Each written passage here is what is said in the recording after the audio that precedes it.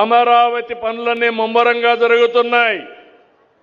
మన పిల్లలకు ఉపాధి కల్పించాలంటే మీరు ఇక్కడ చేసే ఉద్యోగాలే కాకుండా అక్కడ ఉద్యోగాలు కల్పించే దిశగా ముందుకు పోతాం. ఆ ప్రాంతాన్ని మీరు గుర్తుపెట్టుకోవాల్సింది 2028కి ఫేజ్ 1 పనులు పూర్తవుతాయి.